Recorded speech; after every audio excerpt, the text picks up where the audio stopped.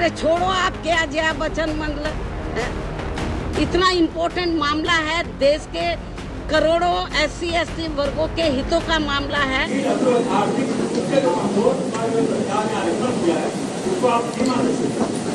ये मामला SC/ST वर्गों से संबंधित है, इससे संबंधित सवाल पूछिए आप। ठीक है, धन्यवाद। अरे छोड़ो आप क्या जया बच्चन मतलब इतना इम्पोर्टेंट मामला है, देश के करोड़ों SC/ST वर्गों के हितों का मामला है। आप उससे ध्यान डाइवर्ट करने के लिए आप ऐसी बातें कर रहे हैं, तो आप उनसे पूछो जाके।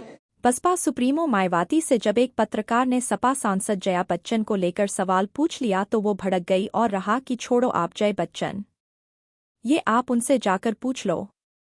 SC/ST कोटे में क्रीमी लेयर को लेकर आए सुप्रीम कोर्ट के फैसले को लेकर बहुजन समाज पार्टी की मुखिया मायावती ने लखनऊ में प्रेस कॉन्फ्रेंस बुलाई थी, जिसमें उन्होंने बीजेपी, कांग्रेस और सपा समेत सभी राजनीतिक दलों पर तीखा हमला किया। इसी दौरान एक पत्रकार ने उनसे सपा की राज्यसभा सांसद जया बच्चन और सभापति जगदीप धनखड़ के बीच हुई नोकझोंक पर सवाल कर लिया, लेकिन इस पर मायावती बुरी तरह भड़क गई।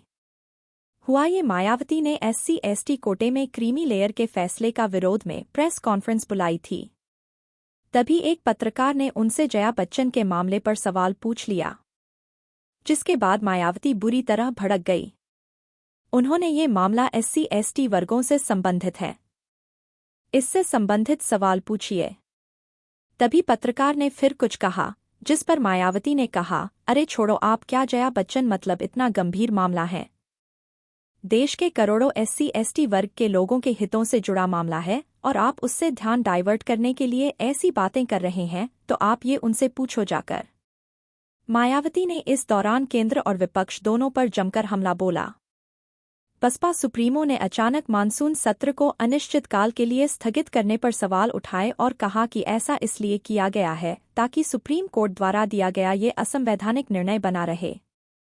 उन्होंने कहा कि प्रधानमंत्री नरेंद्र मोदी ने ये आश्वासन दिया कि इस फैसले को नहीं लागू किया जाएगा, लेकिन कोई कदम नहीं उठाया ताकि हमेशा के लिए SC/ST समाज के लोगों को आरक्षण से वंचित कर दिया जाए।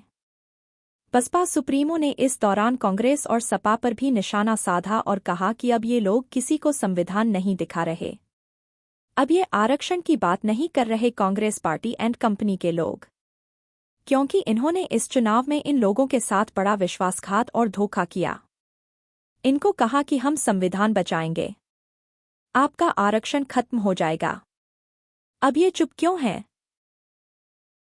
अचानक वर्तमान सत्र को ही तय की गई निश्चित तारीख के पूर्व ही कल दिनांक 9 अगस्त 2024 की शाम को अनिश्चित काल के लिए